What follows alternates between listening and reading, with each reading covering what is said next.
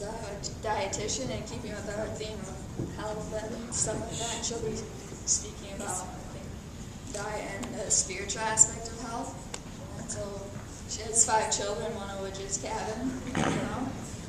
Anyway, so let's feel welcome. Let's pray real quick.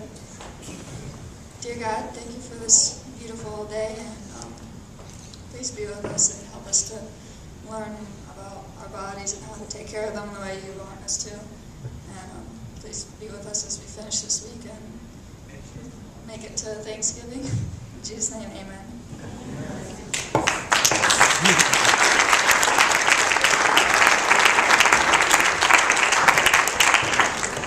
Good morning, kids, teachers, staff. As Sarah said, I have 5 kids, and some of you know 2 of them already graduated, and Kevin's here, and I just want to say thanks to the teachers for your hard work. It wasn't too long ago that I was one of you. I was in a dyeing academy. I was in the last graduating class, and part of the reason we moved out here from New England, and we miss our home, of course, is so that the kids wouldn't have to be in a dyeing academy. So all of you might not realize what you have, but I just want to say this is a really good school. So thanks for inviting me to come and talk with you today. Yes, I am a dietitian. Do any of you know what dietitians do?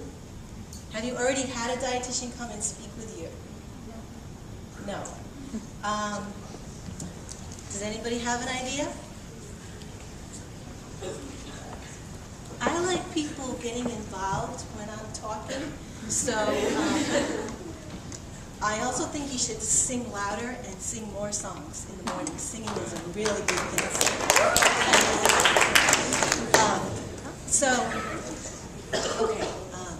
Dietitians are people who take the science of food, we take the research, and we help people make that practical in their lives. So obviously, we think that health is important. So here in this community, we hear a lot about health, don't we? And the challenge is, when you hear about something all the time, how does it stay fresh? How does it stay meaningful for you? And Sarah asked me today to somehow connect health with spirituality. And really, you can't separate the physical and the spiritual. And you probably have heard that so many times. So what I want to share with you is my own personal experience and perspective today. So the reason why health is important to me is because I like life. I think life is beautiful. And I grew up the daughter of a mechanical engineer. That's somebody who's always figuring out how things work and how to create something out of that. So my mom also was interested in health. They came from Europe, and we would always take walks, and we would eat pretty much a plant-based diet, which was very different from my American friends who, if you asked them what they were eating for dinner, they would describe the meat first. What are you having for supper tonight? We're having steak, or we're having chicken. Well, when we would ask my mom, she would say, oh, we're having spinazie, which is spinach in Dutch, okay? My parents are from the Netherlands. So we would say the vegetable first, and then on the side we would have the protein, which in our case at the time was meat, because I grew up a meat eater. So I'm giving you a little background so that you can understand where I'm coming from, because we all have to take what we're learning every day and make it meaningful for ourselves. And so, because I was learning about how things work all the time, and my mom and dad were both involved in health, I ended up studying nutrition and becoming a dietitian. And when you're in biology class and in chemistry class, I encourage you to pay attention, because those are the studies of life, okay? You'll learn a lot about yourselves. So I wanted to experience life fully, always. I was always questioning things like, why is the sky blue? Why everything? I mean, the sky wouldn't have to be blue, would it? So I think that health involves an awareness and an appreciation for nature, of which we are a part, and the delicate intricacies of our biology.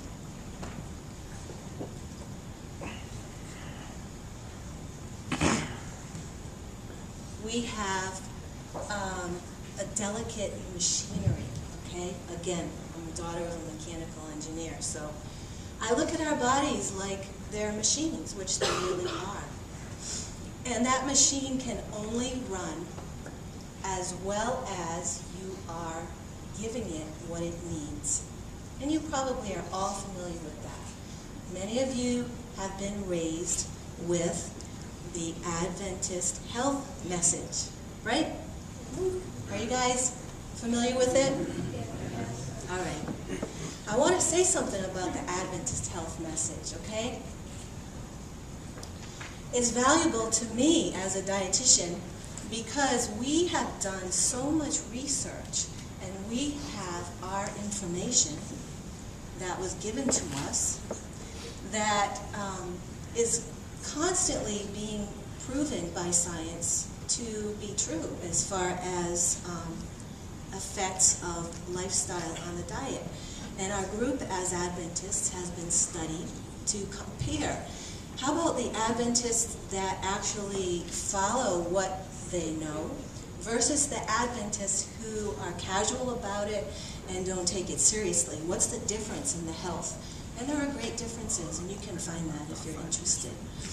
So I encourage you to look into it a little bit and to realize what a blessing it is that you are being raised with this information. And if you're not, look into it. Because truly, as I said, we can only enjoy life as much as we are functioning to enjoy it.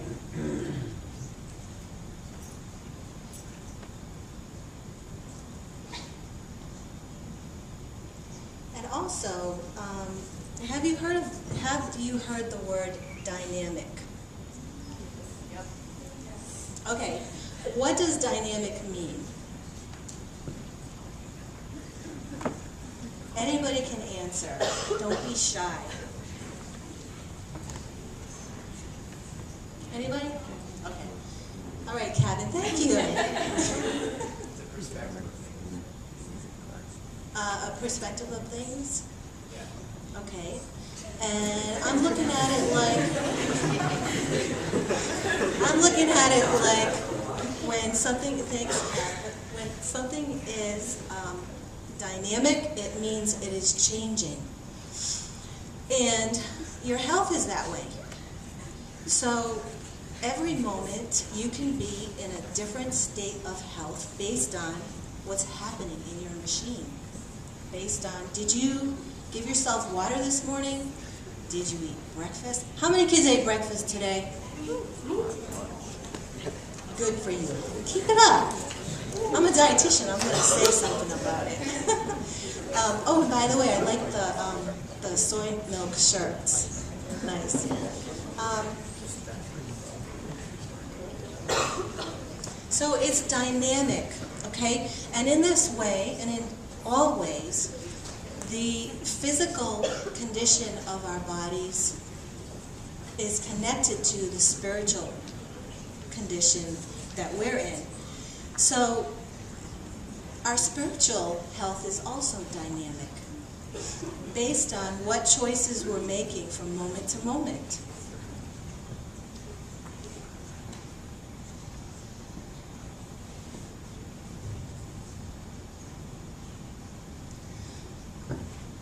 One of my favorite Bible characters is, can you guess who it's going to be in the context of this?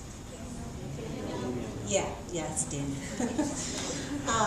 And the reason why I like Daniel so much, and it means so much to me, is because I told you that my parents were from Europe, so I wasn't really American when I was growing up. When I went to kindergarten, there were some words in English that I didn't know. So I felt a little out of place sometimes. So Daniel, he was taken from Jerusalem over to be with Nebuchadnezzar. Because Nebuchadnezzar said, wow, let's take some of these really good, strong kids and bring them into our court because they can make a difference in our kingdom. Doesn't that sound like maybe it could be some of us, or some of you, I should say, who have been raised with the best knowledge and understanding that there is? Am I running out of time? No. Oh, okay. You'll have to remind me because this subject means a lot to me. So. Yeah, it's all right. Keep going. So you've been raised with some stuff that people may not have, and if we make it something that shines, they're going to want what we have. Okay?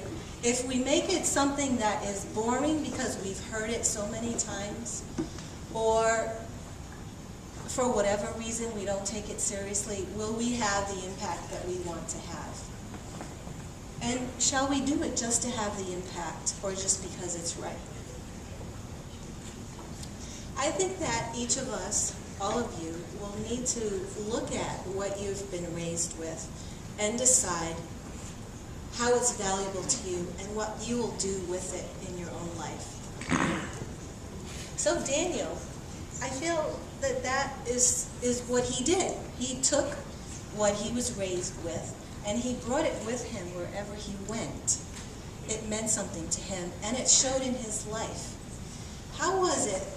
I'm just going to read you a few verses. I know you've heard it before. But you know what's amazing about this book is that as you go through life and you have your experiences, every time you come back to it, it's fresh. That's how God works. He's win-win. So even if you're hearing it every day and maybe it's not meaning as much, God will give you experiences that will bring you right back to it. And then you'll look at it again, you'll say, wow, because he's right there always with us.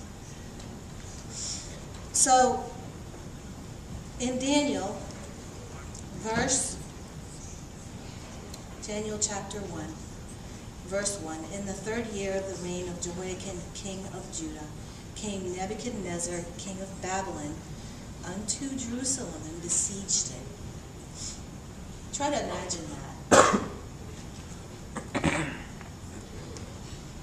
And the king spoke to the master of his eunuchs that he should bring certain of the children of Israel and of the princes, children in whom was no blemish. See, these kids were raised with some good stuff. And the king noticed that. And skillful in all wisdom, cunning in knowledge, and understanding science. You guys are learning from some of the best teachers. Take it all in. To stand in the king's palace, and whom they might teach the learning and tongue of the Chaldeans. So they wanted to take these kids and turn them into Chaldeans. You know, they gave them new names, and they expected them to learn everything and to function in that kingdom.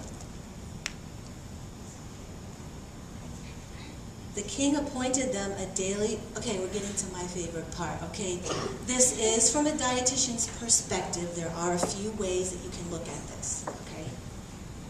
The king appointed them a daily provision of the king's meat and of the wine which he drank, nourishing them 3 years so that at the end they might stand before the king.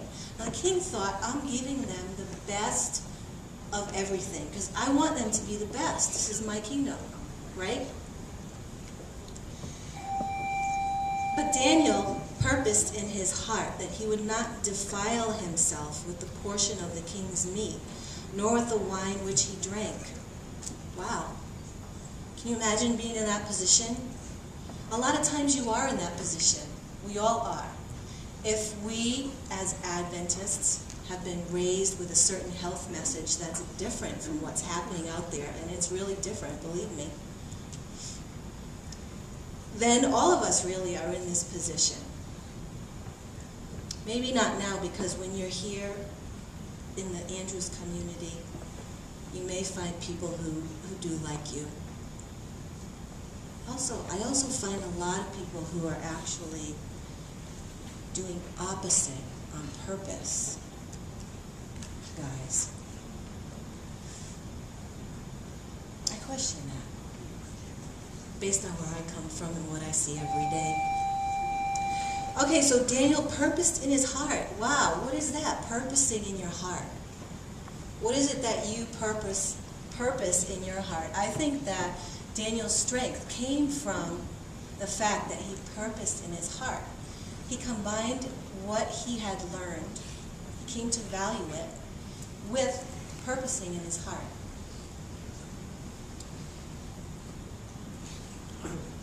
God had brought Daniel into favor and tender love with the prince of the eunuchs, and he was concerned. He was like, if you don't eat what the king gives you, which is he thinks is the best in the world, he's not going to be happy. He might have my head. Because you're gonna be worse off than the other ones who are here studying and learning. Well, Daniel took a chance. He said, you know the story. He said, for 10 days, let us just have pulse. Do you guys know what pulse is? Pulse means vegetable matter. And water to drink rather than wine. Okay, so you know, at the end of the 10 days, they were found to be what? 10 times wiser than all the others, right? Did they look weak and wasted? No, they were the best. And me reading that, this is the dietitian perspective, because one of the reasons that Daniel wasn't wanting to partake was because the food was offered to idols. That was part of what was happening. But I like to think as a dietitian that he also was part of God's original plan for our health and strength, and that is a plant-based diet. You hear it all the time. And of course, abstaining from those things that we know are harmful, which brings me to a little word that I'm going to end with, and that is temperance. Have you all heard that word? It's an old-fashioned word, and it's really become unpopular and not cool at all, in our culture especially.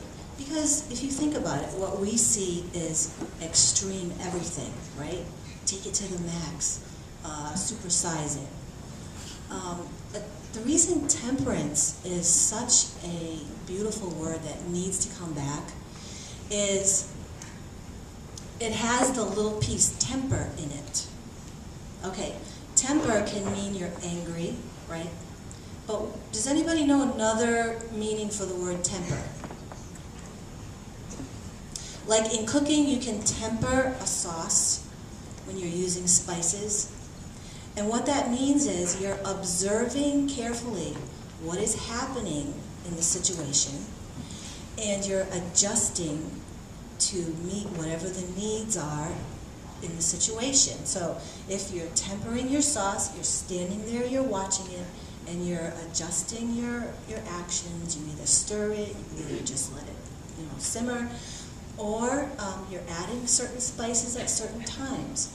So temperance, as far as our health goes, means that we are aware of what's happening in ourselves at the time, and we adjust our choices to meet what our needs are. So if you want to be healthy, you need to become aware of yourself, how your body works, how your body is at the time, and then temper your choices to meet your needs. So I challenge you, learn your biology, study it, learn all you can about how you function and how your heart, where your heart is as far as valuing your health. And remember that you can only be as spiritually strong as your brain is functioning. And your brain is part of that machinery. So, does anybody have any question or comment about what I talked about today? Okay. Thank you and have a great day.